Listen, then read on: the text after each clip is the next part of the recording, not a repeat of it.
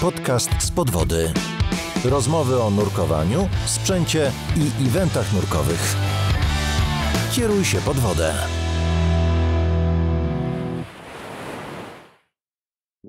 Dobry wieczór, Jakub. Dobry wieczór. Gdzie ostatnio nurkowałeś? Tak, to jest podchwytliwe pytanie, bo nurkowaliśmy razem, tu przed chwilą byliśmy za tą szybą i się dobrze bawiliśmy pod wodą. A w takim razie przedostatnim, gdzie nurkowałeś? Tak, właśnie, wiesz, szybki rachunek sumienia, chyba niestety Ponoradka była ostatnia, więc nic ale byłem za to na Bałtyku, w końcu mi się udało raz na, nie wiem ile prób, w tym roku chyba z 10 miałem wyjazdów takich zaplanowanych, dopiętych do ostatniego, ale oczywiście Neptun powiedział, że nie będziecie sobie pływać. Ale w planach jest Piechcin, jak dobrze widziałem w social mediach. I tak, zaraz będzie Piechcin, więc dawno nie byłem na Piechcinie, a to jest takie miejsce, do którego mam duży sentyment, ze względu na to, że tam trafiłem kiedyś na najlepszą witurę ever. To było takie adriatyckie, w ogóle 20 metrów w każdą stronę. No to ja byłem na Piechcinie raz. Jak nagrywałem odcinek z Robertem Polewskim z Harpuna i gadaliśmy o pracach podwodnych, dotknąłem wody, więc się liczy. Aha, no to musisz tam pojawić. No właśnie. Aczkolwiek niestety już tych legendarnych wizur tam już nie ma od dłuższego czasu, niestety. Zobaczymy, jak będzie teraz. Słuchaj, jest ciemno, jest późno, bo będziemy rozmawiać o w sumie nurkowaniu nocnym, bo zobaczyłem, że jest taka inicjatywa jak Divers Night. No i chciałbym właśnie pogadać, co to jest, po co, dlaczego, gdzie, kiedy i za ile. No właśnie. Divers Night. Ja też od razu uczciwie się przyznam, że tak, po pierwsze nie jest to polska inicjatywa, ona przyszła do nas z Norwegii, jest to ogólnoświatowa impreza i ja też tu w Polsce nie jestem jedynym klubem, który organizuje i tak samo w ramach grupy, bo ja to robię oczywiście to się zaczęło wszystko w ramach grupy eksplorującej podwarszawskie nurkowiska i tak naprawdę zanim ja wszedłem chyba do tej grupy, to już były jakieś Divers Nighty. Może, nawet już nie pamiętam, bo to był jakiś 2012 rok, może brałem w tym udział, ale na pewno nie byłem jeszcze organizatorem. Ja to w pewnym momencie zacząłem najpierw pomagać Kamilowi, a potem się z tego zrobiła jakaś inicjatywa, no i skończyliśmy. Czyli to przyszło do nas z zagranicy, a skąd? Z Norwegii, słuchaj. Z Norwegii. Tak, to tam ciemno jest zawsze, nie? To chyba dlatego, nie? To wymyśli sobie. No chyba wypada opowiedzieć w ogóle, o czym jest cała inicjatywa Divers Night, na czym to polega. Generalnie ludzie umawiają się, że o konkretnej porze, nie, że w tym samym momencie na całym świecie, ale o konkretnej porze w danej strefie czasowej ludzie po kolei w swoich jak gdyby strefach czasowych nurkują, logują te nurkowania, czyli wysyłają informacje na temat liczby ludzi, którzy wzięli udział w lokalnej imprezie w tym Divers Nightie. Oprócz tego też jest integracja i jest tam bardzo często, jak widać po social media wszystkich klubów, są jakieś zdjęcia pamiątkowe, grupowe. Oczywiście wszyscy tam trochę tak mierzą sobie te prawda, długości, czyli generalnie chodzi o liczbę ludzi, tam się biją o rekordy. No i jest jakieś wspólne ciacho, też bardzo często taka tradycja jest, że powinno być ciacho Divers Nightowe. W ogóle na oficjalnej stronie, zapraszam na diversnight.com, jest w ogóle przepis na jakieś oficjalne ciasto Divers Nightowe. Ja robiłem swoje, lubię zawsze jakieś bananowe ciasto, taki chlebek, prosty przepis. Trzeba zaciapać, zrobić pire z banana z mąką i się samo piecze, to jest super sprawa. No i oni jeszcze mają jakiś oficjalny sweterek, który można sobie wydziergać, czapeczkę, więc wiesz. Wszystko taka gruba inicjatywa. A kiedy to się odbywa? Zawsze jest to robione właśnie w okresie takim, jak dobrze pamiętam, zawsze chyba listopady to były. Jest to chyba pierwszy week. Kiedyś to było w ogóle w takich dni wypadało czasami dziwne, w czwartki. Teraz widzę, że jest zawsze nastawione na chyba pierwszą sobotę listopada. Więc my się 2 listopada spotykamy i zabawna jest godzina, o której wszyscy powinni być w wodzie. I ona odpowiada rokowi, tak? Czyli że mamy teraz 2024, to powinniśmy być w wodzie o 20:24. Tak? O 20:24. Powinniśmy być w wodzie. Czyli Divers Nighty skończą się w okolicy roku 3000, bo nie ma godziny 30?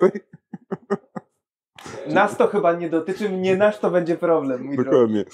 Okej, czyli o 20:24 wchodzimy do wody, idziemy po prostu sobie ponurkować z taką samą ekipą szalonych ludzi, którzy wpadli na ten sam pomysł. Tak, no oczywiście inicjatywa jest o tyle szalona, że po pierwsze przyszło to z Norwegii, gdzie raczej ciepło nie mają. No i w listopadzie będzie zimno i ciemno. I zimno i ciemno. Umówmy się, u nas też wcale nigdy nie było super, więc na szczęście mamy deep spot i ja już chyba To będzie chyba trzecia nasza i to już, ja już to ciągnę od jakiegoś czasu i ja pamiętam, że żeśmy jeszcze z Kamilem robili to na wodach otwartych. To były to jak zwykle jakieś glinianki, to był Gepnowskie klimaty. Tak, gepnowskie klimaty, więc tam zawsze się zebrało grupa wariatów, no bywało chyba ponad 10 osób, pewnie Kamil nie poprawi, ale chyba były takie ze dwa, gdzie było więcej niż 10 osób, ale rekordów nie było. Pierwszy rekord padł tutaj, to był bodajże 2022, kiedy udało nam się zebrać 57 osób. Wow, Zrobiliśmy sobie zdjęcie tutaj na tej półce, która jest obok nas. Zrobił je Tomek Pociński i naprawdę fajnie wyszło. Jest tam gdzieś na naszych social media do obejrzenia i fajnie wyszło.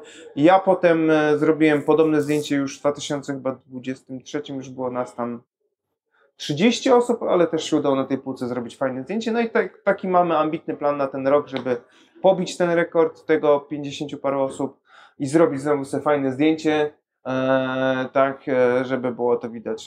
Czy ponieważ jest to Divers Night, będą zgaszone światła? Tak, oczywiście. No tak jak tutaj mamy, przynajmniej chyba, dobrze pamiętam, są 3 dni w tygodniu, kiedy jest wyłączane wieczorem światełko i można sobie zrobić nocne nurkowanie.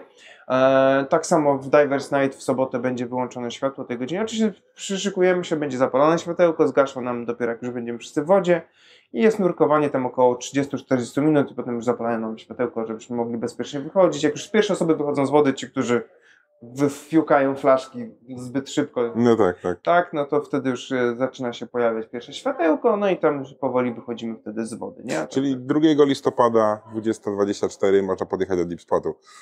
Trzeba się wcześniej zgłosić, zarejestrować, no tym musimy trochę koordynować, to pamiętajcie, że to jednak jest wyzwanie, więc jeżeli ktoś jest zainteresowany wzięciem udziału, to niech sobie zajrzy na to wydarzenie, bo musi się do mnie odezwać, ja muszę tę osobę zarejestrować, normalnie tej osobie kupuję bilet i no, normalna rejestracja, tak jak się przychodzi tutaj na normalne nurkowanie scuba. Spotykamy się tutaj trochę wcześniej, bo od 18:30 zapraszam ludzi, żeby tutaj przychodzili sobie. Rejestrowali się na recepcji, oczywiście po wcześniejszej rezerwacji miejsca. Także koło 19:20 zrobimy sobie odprawę salce, no bo jeżeli nam pyknie oczywiście liczba, no to logistycznie to będzie wyzwanie. No to tak, nie będzie dużo tak, że osób. hura, wszyscy naraz, 50 parę osób na płytę, tylko się będziemy dzielić na fale, które będą wchodziły, szykowały sprzęt, wchodziły do wody, kolejna fala, szykuje się, wchodzimy do wody, tak żeby wszyscy mniej więcej koło tej 20:24 byli w wodzie, zanurzamy się, zaczynamy od takiego zdjęcia pamiątkowego i potem dzida, każdy będzie mógł sobie już zrobić ten. Oczywiście warto zapamiętać, i tutaj moja dobra rada, jak wsadzisz 50 parę osób tutaj do wody i zgasi światło, ale wszyscy odpalą latarki, To będzie widno. to jaśniej będzie niż w dzień. Więc sugeruję, żeby te latarki mieć, ale niekoniecznie zapalać, chyba że będziemy mieć pomysł na jakieś zabawne zdjęcie, że wszyscy świecą na przykład latarkami czy coś w tym rodzaju. Ale tak naprawdę sugeruję, że jak będziecie widzieć, że tutaj tych latarek jest sporo odpalonych, to miejcie te swoje latarki, ale nie odpalajcie, żeby było właśnie to fajne wrażenie, bo tu jest naprawdę super nurkowanie nocne. Ja jestem w ogóle fanem nocnych nurkowań. Lubię nocne nurkowania w Polsce, ale umówmy się, niestety PESEL jest jaki jest i nie chcę modnieć i zaczynam lubić nurkowania nocne tutaj. Nurkowanie tutaj w nocy i naprawdę jest fajnie. W zimnym sezonie, kiedy już mi się trochę mniej chce iść na wody otwarte. Wiecie, no kiedyś logistyka tego nurkowania divers nightowego, no to trzeba było się zebrać, rodziny stawić w ciepłym domu, tak, zapakować się do auta, pojechać gdzieś, wywalić ten tobą, zapakować się w suchara. Były ekstrema, byli piankowcy. Ja pamiętam do dzisiaj, dziewczynę mieliśmy Azjatkę, słuchaj, to był ostatni chyba Divers Night na wodach otwartych w Forcie Zbarsz.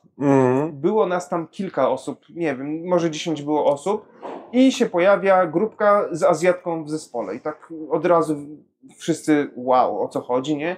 Dziewczyna przyjechała, nie pamiętam, z Tajlandii czy skądś tam, wypożyczyła sprzęt i chciała koniecznie zanurkować. My mówimy, no ale będzie zimno, coś, nie, damy radę, damy radę, nie?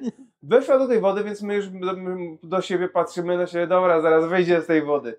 Słuchaj, chyba jedna z ostatnich wychodziła z wody, była przezachwycona tym nurkowaniem, bardzo jej się podobało, no ale potem już, nie wiem, czy już wyjechała, nie wróciła, już nam nie nurkowała, no ale bardzo jej się podobało i mówiła, że super. A czy w Forcie Zbarsz nocne i dzienne nurkowania wyglądają tak samo?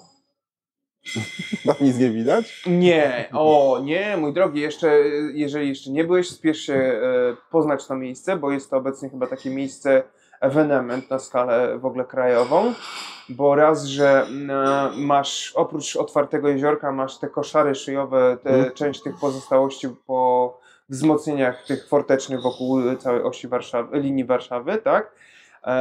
Więc masz trochę archeologii, historii.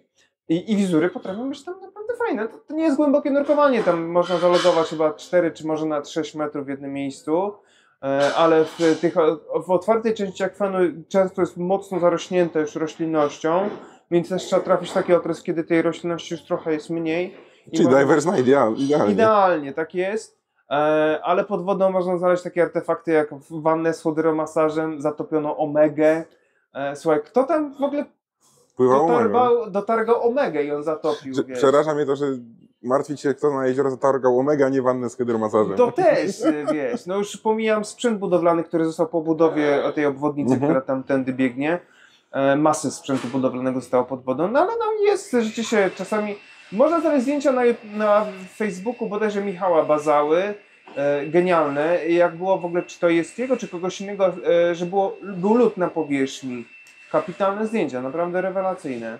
Ale może być to podobnie jak z torpedownią, że zobaczysz super zdjęcia, pojedziesz i pod wodą nie będzie nie widać nic kompletnie. No właśnie, jak zdjęcia w internecie, nie? Tak jak ja z torpedownią mam. Powiedz mi, czy do takiego Divers Night, bo to jest nocne nurkowanie, jeżeli ktoś jest na OWD, to może sobie tam pojechać, czy jeszcze jak nie? Jak najbardziej tak. Zachęcamy, to zwłaszcza w tych warunkach jest to super okazja. Ja zawsze zachęcam, że jeżeli ktoś nie ma jeszcze przeszkolenia względem nocnych nurkowań, umówmy się, nie trzeba robić tego osobnego kursu. Wystarczy krótka odprawa w postaci tej, jak się odbywa komunikacja latarkami, tak, jak się tam znaki nurkowe, jakieś sprawdzanie, nie wiem, ilości powietrza odbywa. To jest kilka minut tak naprawdę i w tych warunkach zwłaszcza, no to nie jest żaden challenge zrobić nurkowanie po raz pierwszy w życiu przy zgaszonym świetle na górze. Zwłaszcza, że będzie tyle latarek, że to nie będzie takie... No tak. Ja wiem, że na przykład na wapiennikach solejowskich też będzie Divers Night. Wydaje mi się, że tak, że ktoś tam co roku robi. Tak, tam Łukasz co roku teraz ktoś organizuje. Robi. Ale w Polsce w ogóle śledźcie tą stronę na Facebooku też i jest można na stronie w ogóle zobaczyć, ile klubów się zarejestrowało, między innymi z Polski, że to jest naprawdę liczna taka organizacja, liczna impreza, że naprawdę dużo ludzi, w ogóle rekordy jakieś tam chyba w Ameryce czy w Afryce padły, jakieś na jednym sajcie się pojawiło naraz 150 osób, więc wiesz, no. Czyli całkiem dużo tak naprawdę. Fajnie to wygląda, no i można zalogować fajne nurkowanie, poznać trochę nowego towarzystwa. Tak samo szalonego jak my, skoro tam poszliśmy. No więc o to chodzi, tak, więc zawsze można znaleźć jakiegoś dyżurnego buddy'ego na kolejne jakieś wyprawy i już, i działać, nie? Od dawna nurkujesz na tym Divers Night, na tej imprezie? No właśnie, tak jak mówię, myślę, że jeżeli brałem udział nie jako organizator, to albo w 2012, albo 2013. Na pewno już widziałem też, bo też trochę dzisiaj odświeżałem swoją historię na ten temat. Już na pewno w 2015 i 2014 brałem udział. Wtedy to jeszcze były jakieś glinianki w ogóle po drugiej stronie Warszawy względem, czyli tam bardziej na zachód, na wschód, na północ. Byłem na pewno w Zielonce, to pamiętam, kiedy były jeszcze tam kapitalne warunki, to także ja uwielbiałem nocne w ogóle w gliniankach, ale jeszcze pamiętam jakąś taką gliniankę w ogóle już daleko na obwodnicy, gdzie w ogóle pod wodą był las opon na przykład. Było ciekawe nocne nurkowanie. Raz zrobiliśmy... Dobrze, nie las krzyży. Właśnie. Raz zrobiliśmy na jakimś zbiorniku, w którym na co dzień podobno się bawiła głównie mafia, pływając na skuterach wodnych, więc w ciągu dnia raczej nikt tam nie nurkował, ale na nocy się kiedyś tam umówiliśmy i to było moje pierwsze i ostatnie nurkowanie na tej gliniance, bo widoczność tam była taka. Odbiłem się od samochodu, który był zatopiony, to było Cinquecento, czy tam jakieś... Chyba Cinquecento było zatopione. I właśnie wszyscy szukali tego Cinquecento, ale generalnie chodziło o to, żeby odbić się od niego i wtedy się wiedziało, że tam się jest, nie? Samochodu, więc tu też nie można się odbić od samochodu. Będzie. Tu można, ale go widać. Tu go widać. Niestety coraz widać bardziej, że już ta woda jest agresywna. To jest świetne, polecam ludziom oglądać właśnie, co woda potrafi robić z rzeczami, bo po tym samochodzie doskonale widać, co woda potrafi zrobić z samochodem. Tak, dokładnie tak.